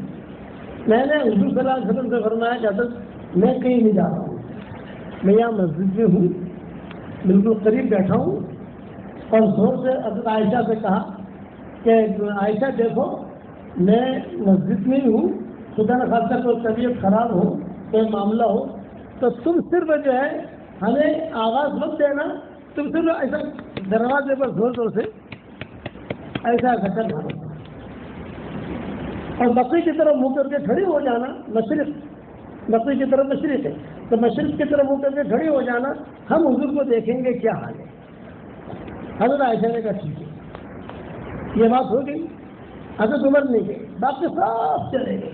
ماں عائشہ رضی اللہ تعالیٰ نے فرماتی ہے کہ میں بھی آ گئی، اور میں نے جب حضور صلی اللہ علیہ وسلم نے مجھے دیکھا، اب گھر میں کوئی نہیں ہے، میں ہوں حضور صلی اللہ علیہ وسلم ہے، تو پھر فوراً جو ہے حضرت جبریل بھی آ گئے۔ پہلے حضور نے فرمایا کہ عائشہ ایک کام کرو، اویس، یہ کہا اویس، بیوی کا پیار والا نام رکھنا ہماری شریعت کی سنت ہے، دھمال والا نہیں۔ حضرت عائشہ کا نام عائشہ تھا، حضور پیار میں کہتے تھے اویس، پیار میں فرماتے تھے آئی، پیار میں فرماتے تھے عفیفہ، پیار میں کہتے تھے صدیقہ، پیار میں فرماتے تھے حمیرہ، یہ پیار والے نام تھے۔ تو کہا حضور صلی اللہ علیہ وسلم نے اویس میں جو ہے مجھے تھوڑا سا سونے میں تکلیف ہو رہی ہے، ایسا کرو کہ تم میرے پیچھے بیٹھ جاؤ اور میں تمہارے سینے پر ایسا سر رکھ کر تھوڑا سا اوپر سو جاؤں، تھوڑا لیٹ ہوں تو مجھے تھوڑا آرام ملے۔ میں ایسا کہتی تھی، میں نے کہا ٹھیک ہے، میں بیٹھ کے اتنے جبریل علیہ السلام آ گئے جواب لے کر، میری امت کا کیا ہوگا؟ یاد آ گیا بھائی، میری امت کا کیا ہوگا؟ یہ جواب ہے۔ آپ نے فرمایا کیا جواب ہے؟ تو حضرت جبریل نے کہا اللہ تعالیٰ نے یہ کہا ہے نبی جی کو ذرا سلام کہو، اور نبی جی سے کہو اپنی امت کے بارے میں بالکل ٹینشن نہ لے، میرا وعدہ ہے آپ کی امت کے بارے میں آپ کو خوش کر دوں گا۔ اب کیا بچا؟ وَلَسَوْفَ يُعْطِيكَ رَبُّكَ فَتَرْضَىٰ، یہ ہے اتنا ہم دیں گے آپ کو جو آپ خوش ہو جاؤ گے، اتنا دیں گے آپ کو کہ آپ خوش ہو جاؤ گے۔ پھر عائشہ رضی اللہ تعالیٰ عنہ فرماتی ہے میں بیٹھی ہوئی تھی، میرا بھائی آیا اور میرے بھائی جو مسواک ہاتھ ہوئی تھی تو میرے بھائی سے حضور صلی اللہ علیہ وسلم نے مسواک مانگی، مسواک بھی کی حضور صلی اللہ علیہ وسلم نے، اور ایک جملہ آخری جو جملہ میں نے سنا ہے، آخری جملہ کہتے تھے مع النبیین مع الصدیقین مع الشہداء، بار بار کہتے تھے حضور صلی اللہ علیہ وسلم مع النبیین مع الصدیقین مع الشہداء، مع النبیین مع الصدیقین مع الشہداء، یہ بار بار کہتے تھے۔ پھر مجھے پوچھا کیا عائشہ اپنے گھر میں کتنے پیسے ہیں؟ تو ماں عائشہ نے کہا کچھ درہم بتائے، کچھ درہم تھوڑے کتنے؟ آپ نے فرمایا صدقہ کر دو سر۔ تو درہم کتنی ہے؟ کہ اتنی ہے، اس درہم میں صدقہ کر دو۔ غلام کتنے ہیں؟ کہ اتنا غلام ہے، کہ سب کا آزاد کر دو۔ تلواریں کتنی ہیں؟ اتنی ہے، یہ سب مسلمانوں میں تقسیم کر دو۔ یہ ماں عائشہ نے کہا مجھے وصیت حضور صلی اللہ علیہ وسلم۔ اب پھر حضور صلی اللہ علیہ وسلم ایک ہی جملہ کہتے تھے مع النبیین مع الصدیقین مع الشہداء، مع النبیین مع الصدیقین مع الشہداء۔ اتنے میں ماں عائشہ فرماتی تھی کہ آپ صلی اللہ علیہ وسلم کی گردن داہنی طرف لڑکی، جب داہنی طرف لڑکی تو آپ کے منہ مبارک سے لعاب مبارک نکلا، وہ لعاب مبارک میرے ہنسلی کے گھڑے میں آ کر گرا۔ ہنسلی آپ جانتے ہیں بعض لوگوں کی ہنسلی ایسی ہوتی ہے گوشت بھرا ہوا ہوتا ہے، اور بعض لوگوں کی ہنسلی ایسی ہوتی ہے ٹھنڈا ہوتا ہے، تو ماں عائشہ کی جو ہنسلی تھی اس وقت میں ٹھنڈا تھا۔ حضرت عائشہ نے کہا جب حضور صلی اللہ علیہ وسلم نے اپنا جو ہے داہنی طرف کروٹ نہیں بلکہ گردن مبارک داہنی طرف لڑکی تو آپ کے منہ مبارک سے لعاب مبارک نکلا اور میرے ہنسلی کے گھڑے میں آ کر گرا۔ جب میرے ہنسلی کے گھڑے میں آ کر گرا مجھے ٹھنڈک محسوس ہوئی، خوشبو محسوس ہوئی، کمرہ میرا سارا کا سارا معطر ہو گیا، میں سمجھ نہیں سکی کہ کیا ہے، میں نے کسی کو مرتے ہوئے دیکھا نہیں تھا، اور میں آہستہ آہستہ کر کے پیچھے ہٹی، آہستہ آہستہ کر کے، اور حضور صلی اللہ علیہ وسلم کو لٹایا، چادر جو ہے اوپر ڈال دی، اور میں نے چونکہ حضرت عمر کہہ کر گئے تھے کہ میں باہر کھڑا ہوں، کچھ کام ہو تو مجھے بلانا، میں نے زور زور سے دروازہ کھٹکھٹایا۔ حضرت عمر نے کہا حاضر حاضر حاضر، میں حاضر ہوں، تم پردہ کر کے کھڑی ہو جاؤ بقی کی طرف۔ حضرت عمر رضی اللہ تعالیٰ نے تشریف لائے، یہ تو مجھے پتہ چل گیا کہ عمر آئے ہیں، لیکن ان کے ساتھ ایک صحابی اور آئے، میں انہیں نہیں پہچانتی تھی کہ وہ صحابی کون ہے، لیکن جب ان کی آواز میں نے سنی، دونوں باتیں کر رہے تھے، تو میں سمجھ گئی کہ ایک عمر کی آواز ہے اور ایک مغیرہ ابن شعبہ کی آواز ہے۔ مغیرہ ابن شعبہ اور حضرت عمر یہ دونوں کو دونوں داخل ہوئے، اور حضرت عمر کے آنکھیں اوپر کرتے تھے، کبھی ناخن دیکھتے تھے، کبھی زبان دیکھتے تھے، کبھی جو پاؤں دیکھتے تھے۔ پھر حضرت عمر نے کہا عائشہ گھبرانے کی بات نہیں ہے، حضور صلی اللہ علیہ وسلم کی طبیعت بہت خراب ہو گئی ہے، بہت بےہوشی طاری ہو گئی ہے، لیکن انتقال نہیں ہوا ہے، میں ٹینشن مت لینا، یہ حضرت عمر نے کہا۔ تو میں عائشہ کہتی تھی حضرت عمر بار بار مجھے دلا رہے تھے کہ عائشہ ٹینشن مت لینا، عائشہ فکر مت کرنا، حضور کا انتقال نہیں ہوا ہے، حضور زندہ ہے لیکن سخت مغما ہے، مغما کا مطلب سخت بےہوشی ہے۔ تو میں عائشہ کہتی تھی عمر بار بار کہہ رہے تھے کہ حضور کا انتقال نہیں ہوا، حضور کا انتقال نہیں ہوا، وَأَمَّا سُكُوتُ مُغِیرَةَ يُحَيِّرُنِی، میں کہتی تھی کہ عمر اکیلے کیوں بول رہے ہیں، مغیرہ کیوں نہیں بول رہے؟ نہیں بولے تو دونوں بولے نا، دونوں دیکھنے آئے۔ یہ جملہ کہتی تھی وَأَمَّا سُكُوتُ مُغِیرَةَ يُحَيِّرُنِی، مغیرہ کی خاموشی مجھے اور حیرانی میں ڈال رہی تھی کہ مغیرہ کیوں خاموش ہے۔ اب دونوں کو دونوں باہر چلے گئے، اب میں اکیلی گھر میں، میں سیدھی گئی امہات المؤمنین کے پاس، بھائی آؤ تمہارے نبی کو کیا ہو رہا ہے، آؤ تمہارے نبی کو کیا ہو رہا ہے. ساری مائیں آ گئی، حضرت فاطمہ بھی آ گئی. ان ماؤں میں سب سے معمر تھی ام سلمہ، کہ سب سے بڑی عمر کی تھی ام سلمہ رضی اللہ تعالیٰ عنہ. تو ام سلمہ نے آتے ہی دیکھا تو ام سلمہ نے کہا عائشہ آج سے تم بھی بیوہ اور آج سے میں بھی بیوہ. حضور سے اللہ کو پیارے ہو گئے. اور وہاں مسجد کے اندر جو صحابہ کہہ رہے ہیں کہ ابھی کیا ہوا، تو حضرت عمر ایک ہی بات کہتے تھے کہ حضور کا انتقال نہیں ہوا ہے، حضور زندہ ہے. تو صحابہ نے مغیرہ بن شعبہ سے پوچھا کہ تم بھی تو اندر گئے تھے، تم بتاؤ. تو مغیرہ بن شعبہ نے ہمت کر کے کہا بھائی عمر جو سمجھے ہیں وہ غلط سمجھے ہیں، میں جو سمجھاؤں صحیح سمجھاؤں. یہ کہہ کر مغیرہ بن شعبہ نے ہچکیاں مارنی شروع کر دی.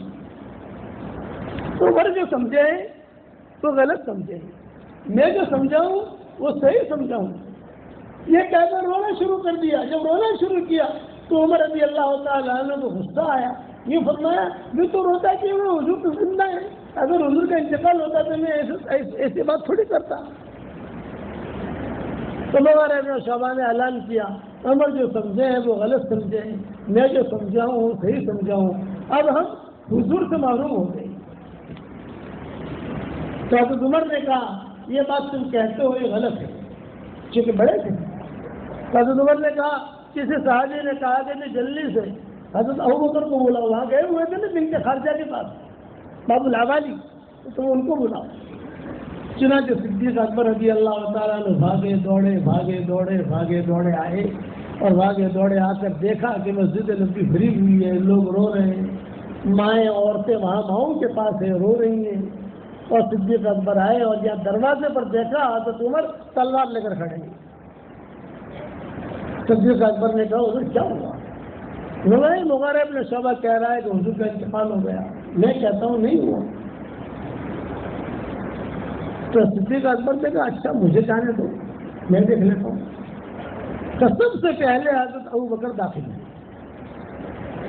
اور کہتے تھے داہنا پاؤں سے میں نے داخل کیا، داخل ہوتے ہی میں سمجھ گیا تو حضور اللہ کو پیارے ہو گئے. اتنی خوشبو، اتنا نور، اتنی روشنی. اور سب سے پہلے داخل ہوتے ہی صدیق اکبر نے صلاۃ و سلام پڑھا ہے، الصلاۃ والسلام علیک یا رسول اللہ. سب سے پہلے صلاۃ و سلام پڑھنے والے صدیق اکبر ہیں. اور گئے وہاں پر جا کر حضور صلی اللہ علیہ وسلم کو دیکھا. اور چونکہ صدیق اکبر کا پردہ ماں عائشہ سے تھا نہیں، ماں عائشہ کو پتہ چلا کہ وہ ابو آئے ہیں، وہ دوسرے کمرے سے فوراً بھاگی آ گئی.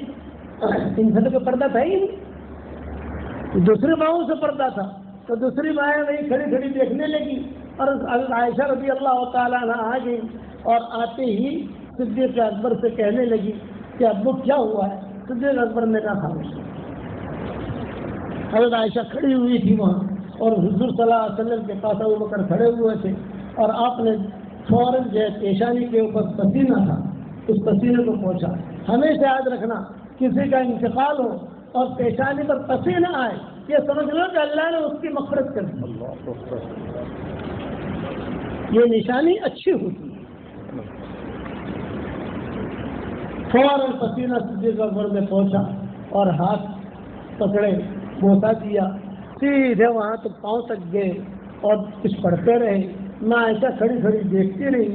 یہاں تک کتابوں میں لکھا ہے کہ صدیق اکبر نے ایک جملہ کہا، دو جملے. ایک جملہ کہا یا رسول اللہ تم حیم و میتا، اے اللہ کے پیارے رسول آپ کو دنیا میں رہنا بھی مبارک اور آپ کو دنیا سے جانا بھی مبارک. ایک جملہ یہ کہا. دوسرا جملہ یہ کہا کہ اے اللہ کے پیارے رسول آپ دنیا سے رخصت ہو گئے، اللہ کے دربار میں پہنچ گئے، بڑے کے دربار میں پہنچ گیا، بڑے کے دربار میں پہنچ کر ہمیں بھول مت جانا. بڑے کے دربار میں پہنچ کر ہمیں بھول مت جانا. میں ایسے کھڑی دیکھ رہی تھی. اب حضرت عائشہ کو یقین ہو گیا کہ حضور کا انتقال ہو گیا. اب صدیق اکبر نکلنے لگے تو میں عائشہ نے کہا یا بتا اے ابو جی ایک راز کی بات کرنی ہے آپ سے مجھے. حضور کا انتقال ہو گیا ہے, وہ نبی کا راز ہے, میں جانتی ہوں اور کوئی نہیں جانتا, میں راز کی بات کرنی ہے مجھے آپ سے. اب ٹھہریے. صدیق اکبر نے کہا بات ہے. سیدھے باہر آئے اور باہر آ کر حضرت عمر کے ہاتھ میں سے تلوار لی اور تلوار لے کر باہر پھینکی اور سیدھے منبر پر آئے اور منبر پر آ کر صدیق اکبر نے اعلان کیا اگر کوئی اللہ کی عبادت کرتا ہو تو اللہ زندہ ہے, مرے گا نہیں, اور اگر کوئی محمد کی عبادت کرتا تھا تو محمد صلی اللہ علیہ وسلم کا انتقال ہو گیا ہے. اور قرآن کی آیت پڑھی وما محمد الا رسول قد خلت من قبله الرسل افإن مات او قتل انقلبتم على اعقابكم ومن ينقلب على عقبيه فلن يضر الله شيئا وسيجزي الله الشاكرين. بے محمد کون ہے؟ رسول ہی تو ہے. اگر مر گئے یا قتل ہو گئے تو کیا تم دین کو چھوڑ دو گے؟ حضرت عمر کہتے تھے میں نیچے ہی بیٹھا ہوا تھا جہاں صدیق اکبر نے یہ آیت پڑھی, میں بارہا یہ آیت پڑھتا تھا, پڑھاتا تھا, سناتا تھا. آج مجھے پتا چلا کہ جیسے یہ آیت آج کے دن کے لیے اتری ہے. بات سمجھ میں آئی بھائی؟ اب وقت پورا ہو رہا ہے. آپ سے اتنا کہتا ہوں نبی ہم سے اتنا پیار کرتا تھا تو ہمیں بھی پیار کرنا چاہیے نہیں کرنا چاہیے؟ ارے بتاؤ تو صحیح. دل صاف رکھو گے انشاءاللہ, اپنے دل صاف رکھو, ورنہ حشر کے میدان میں خالی ہاتھ کھڑے رہو گے. یہ مت کہنا حشر کے میدان میں کہ اتنا کھول کر کسی نے سمجھایا نہیں تھا. جتنا میں نے سمجھایا ہے شاید کسی نے سمجھایا نہیں ہوگا آپ کو. یہ کھری بات ہے. اب ہم بھی ایکسپائر میں چل رہے ہیں, بھی ہماری بھی بیماری. ہم نے کہا دین کا کام کرنا ہے, محبتوں سے کرنا ہے, کرو گے. اور ایک ہدیہ دیتا ہوں, 10 مرتبہ سورہ اخلاص پڑھو, جنت میں ایک محل تیار ہو جاتا ہے. 20 مرتبہ پڑھو, 2 محل تیار. 30 مرتبہ پڑھو, 3 محل تیار. میرے شاگردوں کو کہتا ہوں 313 مرتبہ سورہ اخلاص پڑھو, جنت میں روزانہ انشاءاللہ 31 محل تیار ہو جائیں گے. کتنے بھائی؟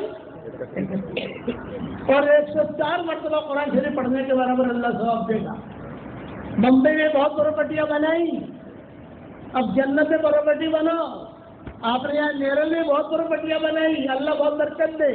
اب جنت میں پراپرٹی بناؤ, رات کو نیند نہ آئے تو یوٹیوب نہیں دیکھنا. رات کو نیند نہ آئے تو جنت میں بنگلے بناتے سو جاؤ. بات سمجھ آ رہی نہیں آ رہی؟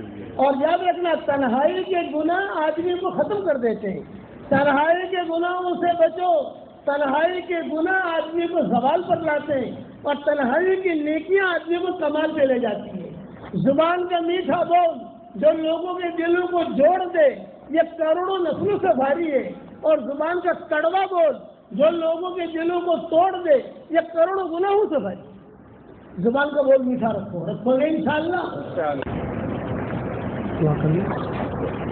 اللهم لك الحمد كما أنت أهل فصل وسلم على سيدنا محمد كما أنت أهل وافعل بنا ما أنت أهل فإنك أهل التقوى وأهل المغفرة. اللهم لك الحمد حمدا حمدا لك الشكر شكرا شكرا كما ينبغي لجلال وجهك وعظيم سلطانك.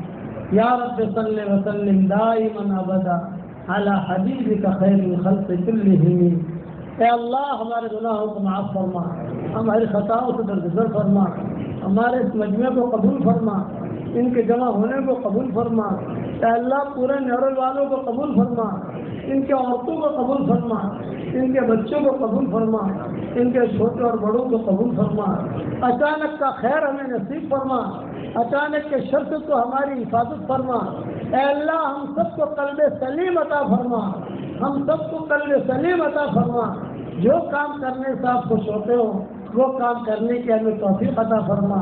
جو کام کرنے سے آپ ناراض ہوتے ہو ہمیں بچنے کی توفیق عطا فرما. اے اللہ حرمین شریفین کی حاضری کو تو قبول فرما. اے اللہ دونوں چوکھٹوں کا نور تو ہمیں عطا فرما, دونوں چوکھٹوں کا نور تو ہمیں عطا فرما. اے اللہ میری تشکیل پر جو روزانہ 313 مرتبہ سورہ اخلاص پڑھے, اے اللہ اس کی ساری دعاؤں کو قبول فرما, اس کی پریشانیوں کو دور فرما. اے اللہ رسول اللہ صلی اللہ علیہ وسلم نے جتنے خیر کے لائن کے دعائیں مانگی ہیں وہ ہم سب کے لیے اور پوری امت کے لیے قبول فرما. جن شرور سے پناہ چاہیے ہو ان شرور سے تو ہماری حفاظت فرما. اے اللہ ہمارا کھویا ہوا دین ہمیں واپس دے دے, ہمارا کھویا ہوا قرآن واپس دے دے, ہماری کھوئی ہوئی عزتیں واپس دے دے, کھویا ہوا دعوت کا کام واپس دے دے. اے اللہ ہم سب کو تیرا قریب بندہ بنا دے. اگر آپ نے ہمارا نام سعید اور نیک بختوں میں لکھا ہو تو ہمارا نام انہیں میں لکھے رکھیو, اور اگر آپ نے ہمارا نام شقی اور بدبختوں میں لکھا ہو تو ہمارا نام ان کی فہرست سے مٹا دینا, اور نیک لوگوں کی فہرست میں ہمارا نام لکھ لینا. لکھنا بھی آپ کا کام ہے, مٹانا بھی آپ کا کام ہے, لوح قلم بھی آپ کے پاس ہے. اے اللہ مجمع جو آمین کہہ رہا ہے, کسی کے باپ کا انتقال ہو چکا ہے, کسی کی ماں کا انتقال ہو چکا ہے, کسی کی ماں اور باپ دونوں کا انتقال ہو چکا ہے, وہ قبروں میں انتظار میں ہے کہ کوئی ہمارے لیے بھی دعائیں مغفرت کرتا ہے کہ نہیں کرتا. اے اللہ ہمارے ماں باپ کی مغفرت فرما, ہمارے ماں باپ کی مغفرت فرما, ہمارے ماں باپ کی مغفرت فرما, ان کی ہڈی ہڈی کو جنت نصیب فرما. اے اللہ جس نے بھی مجھے دعاؤں کے لیے کہا ہو, دعاؤں کے لیے خطوط میں لکھا ہو, جن کا ہم پر کسی قسم کا حق اور احسان ہو, یا جو مجھے اپنی دعاؤں میں یاد کرتے رہتے ہوں, یا مائیں بہنیں بیٹیاں مجھے اپنی دعاؤں میں یاد کرتی رہتی ہوں, میری ساری دعاؤں میں ان کا پورا حصہ نصیب فرما. اے اللہ جو مانگا وہ عطا فرما, مانگنے سے رہ گیا وہ عطا فرما. ہمیں مانگنا نہیں آتا مگر تجھے دینا تو آتا ہے, ہماری جھولیوں کو ہدایت سے بھر دے. اے اللہ جو بیمار ہو ان کو شفا دے. اے اللہ تیری مخلوق میں سے جو بیمار ہو, انسان بیمار ہو انہیں شفا دے, جنات بیمار ہو انہیں شفا دے, جانور بیمار ہو انہیں شفا دے, اور تیری مخلوق میں سے جس کی جو حاجت ہو اس کی حاجت کا جو غیر سے تکفل فرما. جو پریشان حال ہو ان کی پریشانیوں کو دور فرما, اور اپنے فضل و کرم سے ہماری دعاؤں کو قبول فرما. سبحان ربنا رب العزت عما یصفون وسلام علی المرسلین والحمد للہ رب العالمین. بھائی جب میں سلام کروں سلام کا جواب دو. مسافر کا ٹائم بھی نہیں ہے, اذان ہو گئی ہے, اس لیے مسافر کرنے کی تکلیف نہ کریں. السلام علیکم ورحمۃ اللہ وبرکاتہ.